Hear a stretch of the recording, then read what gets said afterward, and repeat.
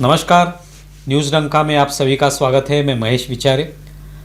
दोस्तों, आजकल हम देखते हैं कि जो छोटे बच्चे होते हैं या स्कूल में पढ़ाई करने वाले विद्यार्थी होते हैं, ज़्यादातर मेमोरी की समस्याओं से वो पीड़ित होते हैं, या उनके जो माता पिता हैं वो भी उसी समस्या को दोहराते रहते हैं कि भाई बच्चों को पढ़ाई की जो बातें हैं वो ध्यान में नहीं रहती, फिल्मों की बातें ध्यान में रहती है, गाने ध्यान में रहते हैं, लेकिन पढ़ाई के बारे में वो पीछे रहते हैं, तो मार्क्स अच्छे नहीं मिल पाते।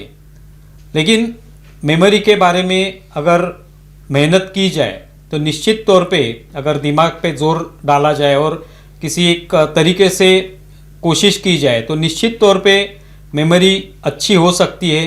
पढ़ाई की भी बातें या गाने या फिल्मों की बातें, ये सभी कुछ हमारे ध्यान में रख सकते हैं हम लोग। आज इसी मुद्दे पर हम थोड़ी सी चर्चा करने वाले हैं और इसके लिए हमारे साथ है सीए डॉक्टर महेश गौड़, जिन्होंने एक रिकॉर्ड भी इसके बारे में बनाया हुआ है। लगभग 249 बच्चे जिनको सीए की जो पुस्तक होती है उसके सभी पेजेस और उस पेजेस पे जो जानकारी होती है, जो अभ्यास होता है, वो भी उनको ध्यान में रखने की एक उन्होंने कोशिश की थी और उसमें वो उनको सफलता हासिल हुई और उन्होंने उसके बारे में एक रिकॉर्ड बनाया जो कि एक्सक्लूसिव रिकॉर्ड कहा जाता है या किंग्स बुक्स वर्ल्ड रिकॉर्ड कहा जाता है। तो इसके बारे में उनसे जानेंगे कि ये जो मेमोरी का पूरा जो मुद्दा है वो किस तरह से उन्होंने उस पर मेहनत ली और इन बच्चों से वो करवा लिया। महेश जी, आपका बहुत बहुत स्वागत है न्यूज़ डंका में। बहुत बहुत धन्यवाद। तो एक अलग ही ये मुद्दा है कि मेमोरी के बारे में ये सब आप कर रहे हैं। खुद आप सीए भी हैं, पेशा आपका सीए का रहा है, और लेकिन आपने इस पर मेहनत ली कि बच्चों को अगर ठीक तरह से मार्गदर्शन किया जाए तो उनके मेमोरी में ये सभी बातें रह सकती है और वो एक अच्छी पढ़ाई भी कर सकते हैं, अपने क्षेत्र में अच्छी जो सफलताएं हासिल कर सकते हैं। तो पहले बताइए कि ये क्या रिकॉर्ड है। एक्चुअली ये जो रिकॉर्ड तो ऐसा है कि पूरी बुक जो होती है ना, बुक को पेज नंबर के साथ याद रखना बहुत मुश्किल होता है। अगर हम किसी को बोले कि पेज नंबर 49 पे क्या है, अब किसी ने बुक पढ़ी है अब उसको बोला 49 पे क्या, तो उसको लगे यार ऐसा कैसे पॉसिबल है। बट हमने कुछ ऐसी टेक्निक्स डेवलप की है। डेवलप की मैं यूं बोल रहा हूँ कि वो टेक्निक हमने नहीं बनाई, वो हमारे एंशिएंट टाइम से बनी हुई है। अच्छा। जब पुराने हमारे जो गुरु ऋषि मुनि थे, वो लोग जब कागज पेपर कुछ भी नहीं होता था तो मंत्रों को सबको सुन करके याद रख लेते थे। तो ऐसी काफी सारी टेक्निक्स है जिनमें कई ऐसे भी फॉरेनर्स भी हैं, फॉरेन के ऑथर्स भी हैं जिन्होंने भी उनको जो टाइम पे डेवलप किए। हमने उस टेक्निक को आज के मॉडर्न जमाने के हिसाब से रीडेवलप किया है। अच्छा। रीडेवलप करने के बाद में रिजल्ट ये आया कि अगर आप उन टेक्निक से कुछ चीजों को पढ़ते हो या कोई भी थ्योरी सब्जेक्ट पढ़ते हो या किसी भी बुक को पढ़ते हो तो वो बुक आपके दिमाग में धीरे धीरे सेव होने लग जाती है, स्टोर होने लग जाती है। अब इसके पीछे ऐसा नहीं है कि ये कोई रट्टाफिकेशन है, साइंस है इसके पीछे। जैसे एक छोटे से एग्जांपल से मैं आपको पहले समझाना चाहूंगा। बचपन में हमने कहानी पढ़ी थी कछुए और खरगोश की, कि दोनों में रेस होती है, फिर उसके अंदर जो है खरगोश आगे जाकर सो जाता है, कछुआ धीरे धीरे चलता चलता जीत जाता है। अब ये कहानी हमने बचपन में पढ़ी थी, बट ये कहानी हमको आज भी याद है। हमने कोई रिवीजन नहीं किया इसका, हर साल रिवाइज नहीं करते हैं कहानी। हम मूवी देखते हैं, मूवी जो हमको जैसी मूवी देखी देख करके बाहर निकले उसके बाद 1 साल बाद भी पूछेंगे तब भी हम बता देंगे उसकी क्या कहानी थी। जबकि उस मूवी को हम बार बार नहीं देखते, यार एक बार मूवी वापस से रिवाइज कर लेता हूँ, एक मूवी देख लेता हूँ, ऐसा नहीं होता है। तो इसका मतलब हमारा ब्रेन जो है ना वो तो शुरू से ही सुपर पावरफुल है, हम उसको यूज करना नहीं सीख पाए आज तक। बिल्कुल। ब्रेन जो होता ना, वो ब्रेन हमारे जो होता उसमें एक पार्ट होता है हिप्पोकैम्पस, उस पार्ट में वही चीजें स्टोर होगी जो ब्रेन को इंपॉर्टेंट लगेगी। अच्छा। अब सवाल ये कि ब्रेन को इंपॉर्टेंट लगती क्या चीज है। अब पढ़ाई इंपॉर्टेंट नहीं लगती ब्रेन को, तो क्वेश्चन है कि पढ़ाई इंपॉर्टेंट क्यों नहीं लगती। जो हमारे लिए या बच्चों के लिए सबसे ज्यादा जरूरी है वो चीज इंपॉर्टेंट नहीं लगती क्योंकि वो सेव ही नहीं होती, बच्चा कितना भी पढ़ता रहे। तो उसके पीछे का रीजन है, ब्रेन को कोई भी चीज इंपॉर्टेंट लगती है उसके कुछ तरीके होते हैं जिनसे ब्रेन ये डिसाइड करता है कि अरे यार इस तरीके से इंफॉर्मेशन आई, मतलब ये इंपॉर्टेंट है, इसको सेव कर लो। जिसमें पहला तरीका होता है, कोई भी इंफॉर्मेशन अलग अलग सेंसेस से इमोशंस के साथ ब्रेन को जाती है तो ब्रेन को इंपॉर्टेंट लगती है। एग्जाम्पल से समझते हैं, हम मूवी देख रहे हैं, मूवी के अंदर हमने एक सीन देखा जिसमें हीरो जो है बहुत दुखी है, तो हम भी उसके साथ इमोशनली अटैच हो जाते हैं, हम भी दुखी हो जाते हैं। हीरो कोई डायलॉग मार रहा है, हम भी उसको सुनते हैं। अब देखना, एक इंफॉर्मेशन हमारे सेंसेस में, कान भी आते हैं, यहाँ से हियरिंग एक सेंसेस है, यहाँ से हमारे ब्रेन को एक इंफॉर्मेशन मिलती है जो हीरो का बोला हुआ डायलॉग है। हमारी आंखों ने उस चीज को देखा, सेम इंफॉर्मेशन आंखें भी ब्रेन को दे रही है, मतलब अलग अलग सेंसेस से इंफॉर्मेशन ब्रेन को जा रही है। अब उसमें हमारे इमोशंस भी है। अब ब्रेन को लगता है यार ये चीज इंपॉर्टेंट है कि इमोशंस भी है, अलग अलग सेंसेस से भी आ रही है, इसको सेव करना है, वो उसको सेव कर लेता है। इसलिए मूवीज याद रह जाती है। कहानियां सुनते हैं, अब कहानी जब बचपन में दादा दादी नाना नानी, आजकल तो पता नहीं बच्चों को सुनने को मिलता नहीं मिलता, बट हमारे टाइम में सुनाते थे या स्कूल में पढ़ते थे कहानियां वगैरह, तो उस वक्त हम एक इमेजिन कर लेते थे, एक कछुआ था, एक खरगोश था, तो दिमाग में पिक्चर बन जाती थी उसकी, तो वो इमोशंस इन्वॉल्व हो जाते थे उसके अंदर, इसलिए वो कहानियां याद हो जाती थी। दूसरा तरीका होता है, एक ही सेंस से रेगुलर इंटरवल से ब्रेन को कोई इंफॉर्मेशन मिलती हो, जिसमें हम या तो यूं बोल सकते या यूं बोल सकते किसी भी एक इंफॉर्मेशन को रेगुलर टाइम पर बार बार ब्रेन को दिया जाए तो ब्रेन को लगेगी इंपॉर्टेंट है, जिसको हम बोलते हैं रिवीजन। अच्छा। हम कोई चीज पढ़ाई करते हैं, एक बार पढ़ लिया उस चैप्टर को, फिर 4 दिन बाद एक बार और पढ़ लिया, फिर 10 दिन बाद एक बार और पढ़ लिया, तो वो स्टोर होता है। जैसे कि एग्जांपल से मैं समझाता हूँ, जितने भी व्यूवर्स ये वीडियो देख रहे हैं वो भी मेरी इस बात को मानेंगे कि जैसे अगर मैं बात करूं गायत्री मंत्र की, हनुमान चालीसा की, मेजोरिटी लोगों को पूछो कि गायत्री मंत्र का मतलब क्या होता है, उनको मतलब पता नहीं होगा, बट गायत्री मंत्र से ही बोल देंगे वो। क्यों? क्योंकि वो रेगुलर बार बार उसको बोल रहे थे, तो वो हमारी लॉन्ग टर्म मेमोरी में जाके सेव हो गया। नींद में भी उठाकर पूछोगे वो सही बताएंगे, जबकि उन्होंने उसका लॉजिक वगैरह कुछ पता नहीं किया। ब्रेन को बार बार इंफॉर्मेशन की उसको लगा इंपॉर्टेंट है, उसने लॉन्ग टर्म मेमोरी में सेव कर लिया उनको। तीसरी चीज, ब्रेन को अनएक्सपेक्टेड एक्टिविटी, कोई भी ऐसी एक्टिविटी जो ब्रेन ने कभी एक्सपेक्ट ही नहीं की और सडनली ब्रेन के साथ हो जाए, या ब्रेन देख ले वैसी कोई एक्टिविटी, वो उसको लॉन्ग टर्म मेमोरी में सेव कर लेता है। जैसे मान लीजिए आप घूमने के लिए कहीं पे गए, आप लोनावला घूमने के लिए गए, आप वहां पे खड़े थे, वादियों का मजा ले रहे थे, और सडनली आपका पैर फिसलता है और आप 2-3 फीट नीचे खड्डे में गिर जाते हैं। अनएक्सपेक्टेड एक्टिविटी थी। अब ऐसे एक दिन को कौन याद रखना चाहेगा जिसमें पैर के चोट लगी हो, तो आप याद रखने की कोशिश भी नहीं करोगे, बट 10 साल 20 साल बाद जब आप उस जगह पे जाओगे, ऑटोमेटिक वो इंसिडेंस याद आएगा आपको। क्यों? क्योंकि वो आपके लॉन्ग टर्म मेमोरी में सेव हो गया था, तो उस जगह को देख करके वो वापस से क्लिक हो गया वो चीज। तो ये चीजें हमारे अंदर सबके अंदर है। हम क्या करते हैं कि इन चीजों को प्रॉपर्ली यूज करना नहीं जानते हैं। तो हमने क्या किया, कुछ ऐसी टेक्निक्स बनाई है, उन टेक्निक्स की हेल्प से जब बच्चा पढ़ता है तो ऑटोमेटिक उसमें इमोशंस भी आ जाते हैं, बराबर। इमोशंस के साथ साथ अलग अलग सेंसेस भी यूज होनी शुरू हो जाती है, जिससे वो ऑटोमेटिक चीजें याद हो जाती है। अब बिलीव नहीं करोगे, ये जब वर्ल्ड रिकॉर्ड बनाने के लिए हमको एक बुक दी गई थी, कि बुक तैयार की थी एक्सक्लूसिव वर्ल्ड रिकॉर्ड वालों ने, 81 पेजेस की बुक थी। बोले कि सर इसी बुक से आपको बच्चों को तैयारी करवानी है, क्योंकि उनको ये था भाई हम हमारी कोई भी बुक यूज करेंगे, हो सकता है साल भर से रट्टा मारवा रहे हो, तो उन्होंने खुद की बुक बनाई, बराबर, और वो बुक दी, बोले इसी बुक को आपको याद करवाना है। तो जब मैंने स्टूडेंट्स को बोला कि स्टूडेंट्स तैयार हो जाओ, अपन को ये बुक याद करनी है, स्टूडेंट बोले सर मजाक कर रहे हो क्या? मैंने कहा 2 दिन कोशिश करेंगे, नहीं हुई तो छोड़ देंगे, क्योंकि मुझे पता था होगी। मैं 2 दिन उनको ट्रेनिंग दी मैंने, और वो ट्रेनिंग हार्डली 3-3 घंटे की ट्रेनिंग थी, जिसके बाद में मैंने स्टूडेंट्स को बोला, मैंने कहा कि आप देखो मैं कुछ चीजें पूछ रहा हूँ तुमसे, पूछा वो आंसर बताने लगे। उन्होंने बोला सर हमको याद कैसे हो गया, हमको ये समझ में नहीं आ रहा है। रीजन क्या है कि मैंने उनके इमोशंस को उस इंफॉर्मेशन के साथ ट्रिगर किया था हमारी टेक्निक ने, तो वो याद होनी ही होनी थी। इस तरह से जाकर के ये टेक्निक धीरे धीरे डेवलप भी हुई और इसी तरह से वर्ल्ड रिकॉर्ड भी बना। अभी यही मैं पूछना चाहता हूँ कि जिस तरह से आपने बताया, तो लोग शायद हमारे ये जो वीडियो देखने वाले हैं वो भी कहेंगे कि हम लोग तो फिर रोज़ अगर रट्टा मारेंगे, अगर बुक में से किसी पाठ को पढ़ना है या किसी कविता को पढ़ना है या कुछ भी उसमें से पढ़ना है, तो अगर हम रोज़ वही पढ़ेंगे तो अपने आप वो याद भी हो जाएगा।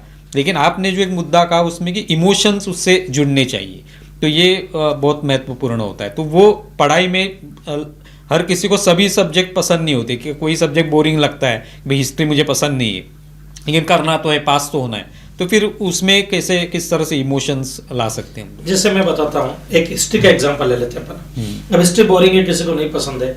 मान लीजिए हिस्ट्री के अंदर आपने पढ़ा, एक छोटा सा एग्जांपल ले लेते हैं, 1857 की जो है उस क्रांति का ही जिक्र कर लेते हैं। उसमें लक्ष्मीबाई झांसी की रानी थी, उन्होंने अंग्रेजों के खिलाफ आवाज उठाई थी, बराबर है। और यूं करके 3-4 पॉइंट है जो आपको याद रखने, मान लीजिए, या सत्याग्रह के कुछ पॉइंट ले लीजिए, वो आपको याद रखने हैं। अब यहाँ पे इमोशंस हमको डालने पड़ेंगे। कैसे डालने पड़ेंगे?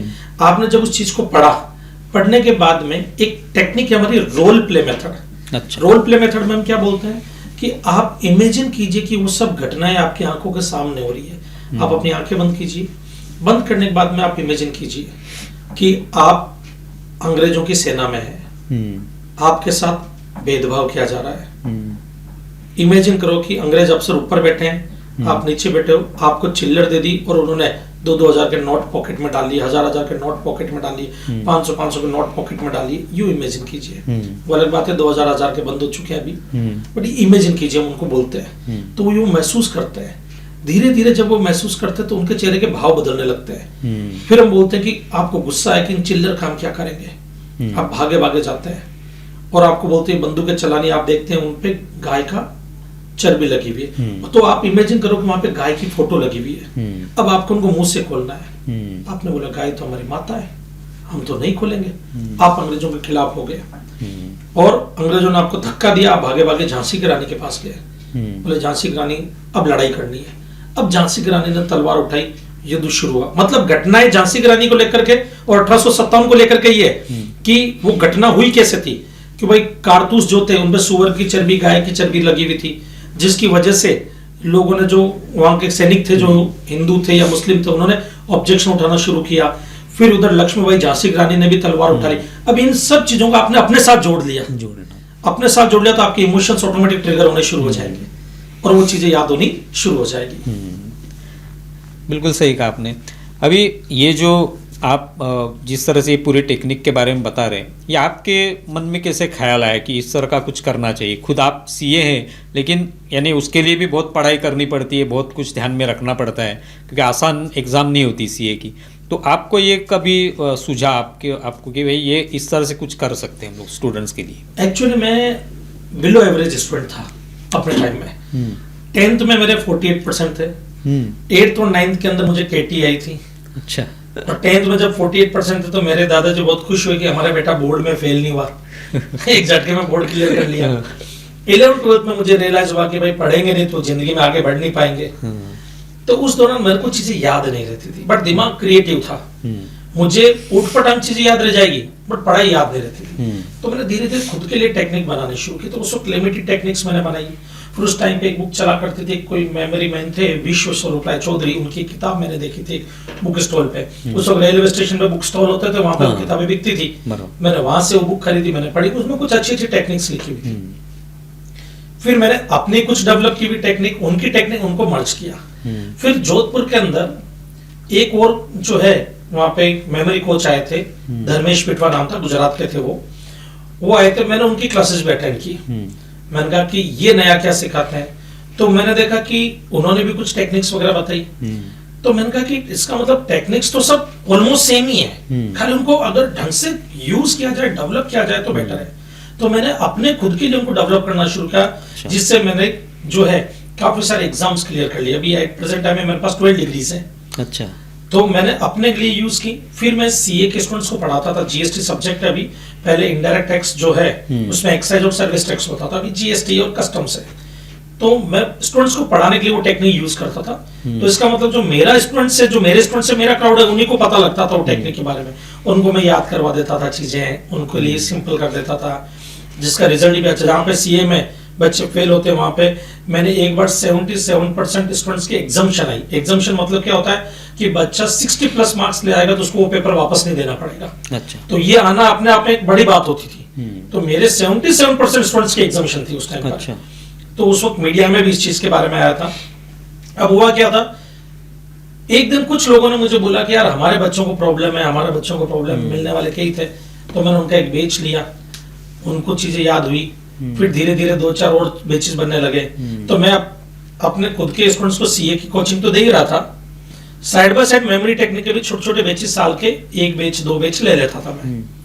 इसी दौरान मेरा एक पॉडकास्ट होता है, पॉडकास्ट जैसे आज अपना पॉडकास्ट चल रहा है वैसे एक पॉडकास्ट हुआ था, गौरव ठाकुर करके यूट्यूब चैनल है गौरव ठाकुर, उनमें गौरव ठाकुर सर ने जब वो पॉडकास्ट किया था तो उनकी मेरी बातचीत में मैंने कहा कि बुक विद पेज नंबर भी याद हो सकती है। तो उन्होंने बोला सर क्या बात करते हो, तो मैंने वहां पर 4 दिन के अंदर एक बच्ची को बुक विद पेज नंबर याद करवाया, एक मैगजीन याद करवाई थी।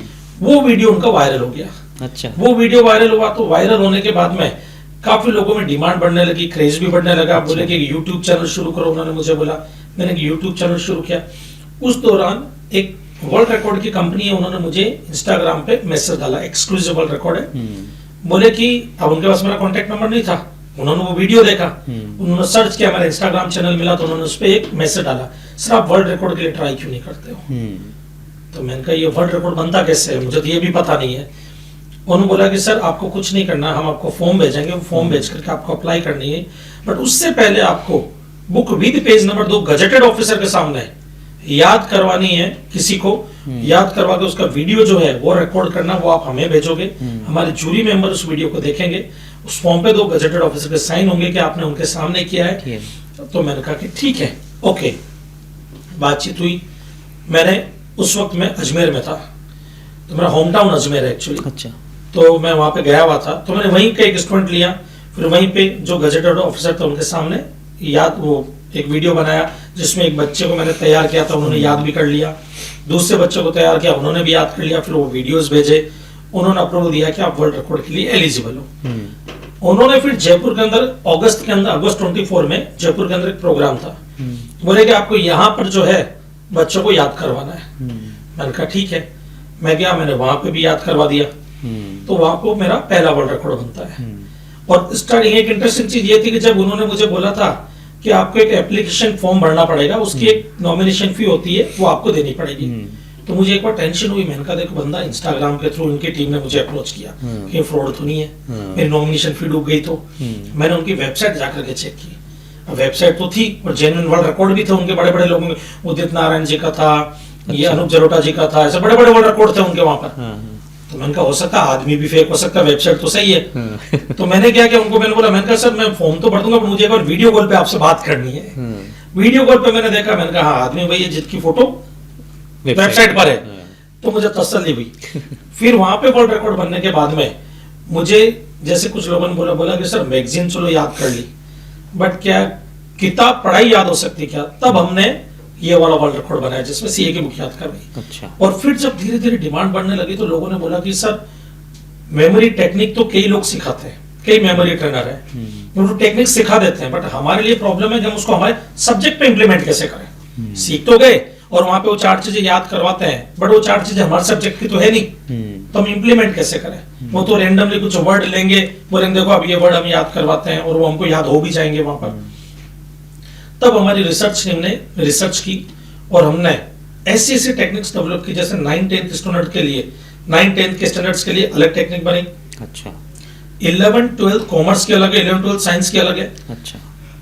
कॉम्पिटिटिव एग्जाम जितने भी यूपीएससी वगैरह उनके अलग टेक्निक्स है, सीए, सीएस, सीएमए, एलएलबी उनके अलग टेक्निक्स हमने डेवलप की। और हम क्या कर रहे हैं कि कोई भी टेक्निक सिखा रहे हैं, जैसे रोल प्ले मेथड का भी मैंने आपको एग्जांपल दिया, अब मुझे ये रोल प्ले मेथड कॉमर्स वाले को सिखाना है, तो मैं कॉमर्स के सब्जेक्ट का कोई भी टॉपिक उठा करके रोल प्ले मेथड कैसे इंप्लीमेंट होता है वो बता करके उनको याद करवाऊंगा, ताकि उनको ये पता लगे कि हमारे सिलेबस पे कैसे इंप्लीमेंट होता है, सब्जेक्ट पे कैसे इंप्लीमेंट होता है।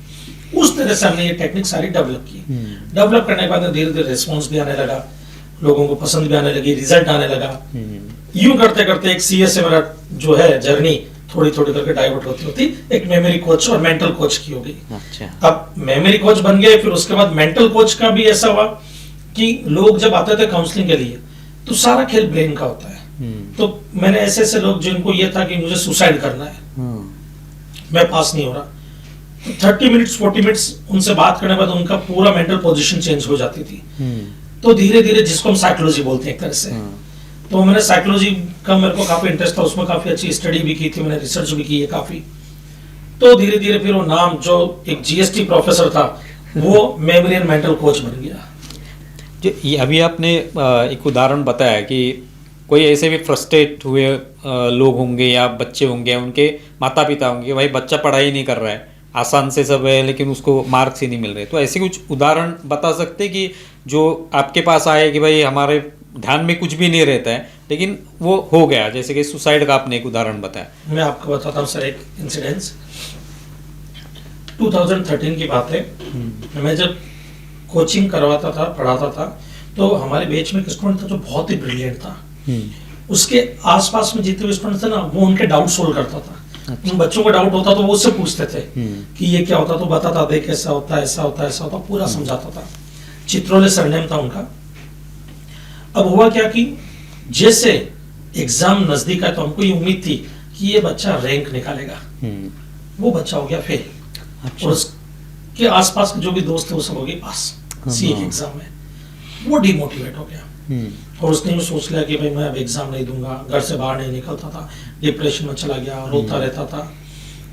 उसके पेरेंट्स का कॉल आता है कि सर ऐसी ऐसी बात है, सर आप एक बार बात कीजिए ना। मैं उनसे जाके मिला, मैंने उनको बोला, मैंने कहा कि क्या हुआ, क्या प्रॉब्लम है? तो बोले कि सर पढ़ने का मन नहीं करता, मुझे सब कुछ आता था बट मुझे लग रहा है मेरे साथ गलत हुआ। मैंने कहा बदला लेने की इच्छा है? बोले हाँ सर है। तो मैंने कहा फिर बदला लेते हैं। बोले सर वो कैसे? मैंने कहा रैंक निकाल करके। मैंने कहा देखो तुमको लगता है तुम सही थे, तुम्हारी तैयारी अच्छी थी? बोले हाँ। मैंने कहा आज यहाँ पर तुम खड़े हो, बाकी के जो लोग एग्जाम देंगे अभी तुम्हारे साथ में, वो अभी तुम्हारे से पीछे है क्योंकि तुम वो सारे सब्जेक्ट पढ़ चुके हो, तुम्हारा कई बार रिवीजन हो चुका है। वो लोग धीरे धीरे यहाँ तक आएंगे, यहाँ तक भी आकर के एग्जाम क्रैक करेंगे। तुम ऑलरेडी यहाँ पर हो, तुमको सिर्फ अपनी गलतियां सुधारनी है। तुम उन पे फोकस करो। और फिर वहां पर मैंने उनको एक चीज बोली, याद रखना जिंदगी में जब कभी भी प्रॉब्लम्स आनी शुरू हो जाए, तकलीफ आनी शुरू हो जाए और आपको लगे कि सब कुछ मेरे खिलाफ और नेगेटिव हो रहा है, तो उस वक्त ये चीज समझ लेना कि नए अध्याय की शुरुआत होने वाली है। क्योंकि जब कभी भी कोई नई इमारत बनाई जाती है तो पहले पुराने को डिस्ट्रैक्ट होना बहुत जरूरी है। जब तक वो टूटेगी नहीं, नई इमारत बनेगी नहीं। और ऊपर वाला जो है उसका प्लान सबसे ज्यादा पावरफुल होता है। जैसे किसी महापुरुष ने कहा है कि हमारे मन का हो तो अच्छा, और मन का ना हो तो और भी अच्छा, क्योंकि ऊपर वाले के मन का हो रहा है। समझो यहाँ पे ऊपर वाले का कुछ प्लान है। तो जब कभी भी, मैं तो सब व्यूअर्स को भी बोलूंगा, जब कभी भी आपकी लाइफ में कुछ चीजें नेगेटिव होनी शुरू हो जाए ना, तो अपने दिल को एक ही चीज बोलना और मुस्कुराता है कहना, इट्स गॉड्स प्लान, ऊपर वाले का प्लान है, जरूर कुछ ना कुछ अच्छा होने वाला मेरे साथ में, इसलिए ये प्रॉब्लम्स आ रही है।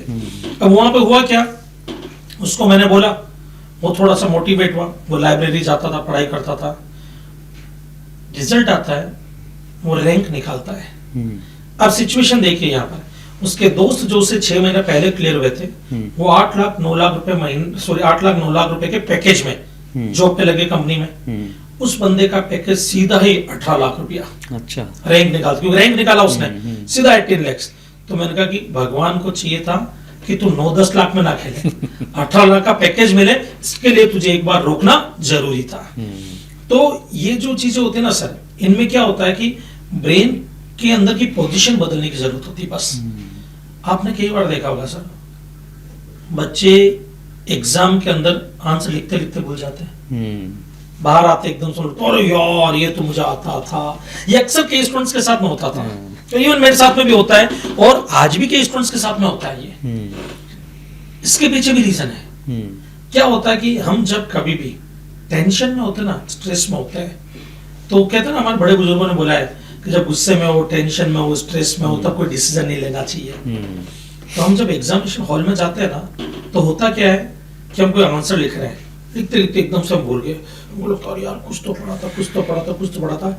एक्चुअली हम भूले नहीं है, क्योंकि हम जैसे एग्जामिनेशन हॉल से बाहर आते हैं, आंसर क्लिक हो जाता है। अगर भूलते तो बाहर भी क्लिक नहीं होता, वो हमारे को उस वक्त क्लिक नहीं हो रहा। वो उसके पीछे का कारण है कि जब हम घबराहट में, टेंशन में होते ना, तो हमारे ब्लड सर्कुलेशन प्रॉपर नहीं होता। उस वक्त हमारे जो स्ट्रेस हार्मोन है वो बढ़ना शुरू हो जाते हैं, जिससे हमारी सोचने समझने की डिसीजन मेकिंग क्षमता कम हो जाती है उस टाइम पर। क्यों? क्योंकि हमारे आसपास में एनवायरनमेंट घबराहट का है, पड़ोसी भी घबरा रहा है, इधर वाला भी घबरा रहा है, हम भी बोल रहे हैं भगवान यूं कर रहे हैं। तो माहौल इतना घबराहट का हो गया ना, तो उस वक्त उसके स्ट्रेस हार्मोन रिलीज होने शुरू हो गए और सोचने समझने की क्षमता चली गई। तो मैं उनको एक एडवाइस देता हूं, ऐसे में क्या करने का, लंबी लंबी सांसें ले 3-4 बार 5 बार, और आंख बंद करके उस जगह पे ब्रेन के अंदर एनवायरनमेंट बदल दे, उस जगह के बारे में सोचे जहां पे बैठकर क्या उन्होंने वो आंसर पढ़ा था। अगर आपने उस जगह के बारे में सोचा कि मैं घर के उस कोने में था, मैंने टेबल पे था, टेबल पे बुक रखी हुई थी, पानी का गिलास था और मैंने राइट पेज पे कुछ पढ़ा, मेरी गारंटी है अगर उस वक्त उनकी पेज नंबर पे भी ध्यान गया होगा ना पढ़ते वक्त, उनको पेज नंबर भी एग्जाम में क्लिक हो जाएगा। अच्छा। और वो आंसर उनको क्लिक हो जाएगा। रीजन क्या है? घबराहट का एनवायरनमेंट बदलना ब्रेन से। तो हमारे पूरा का पूरा जो कंट्रोल सेंटर ही ब्रेन है, इस पे अगर आपने विजय पाली, इसको कंट्रोल में ले लिया तो सब कुछ आपके कंट्रोल में फिर। निश्चित तौर पे अभी जिस तरह से विद्यार्थी हो, स्टूडेंट्स हो, इनके लिए आप काम करते, लेकिन आम आदमी को भी बहुत बार ऐसा फील होता होगा कि भाई मुझे कुछ याद ही नहीं रहता है, घर पे कुछ काम करता हूँ तो भाई ये लाना था भूल गया। सर ये इतने सी इसके चीज नहीं है। इसमें कुछ बताइए। बिल्कुल बिल्कुल सर, इसमें भी होता है। जैसे क्या होता है कि इसके भी हमने हमारा कोर्स डिजाइन कर रखा है आम आदमी के लिए भी। हाँ। आम आदमी को प्रॉब्लम कहाँ पे आती है? जैसे ऑफिस में बैठा कोई, बॉस ने टास्क दिया, एक टास्क कर रहे हैं, जितने में कोई दूसरा काम आ गया तो पहला टास्क छूट गया तो दिमाग से निकल गया। कहीं पे चाबी रख करके भूल गए, चश्मा रख करके भूल गए, मोबाइल रख करके भूल गए, फिर ढूंढ रहे हैं कहाँ पे रखा था। बराबर है। और यहाँ पे भी लोगों को लगता है कि यार कभी कभी तो बच्चे भी भूल जाते हैं।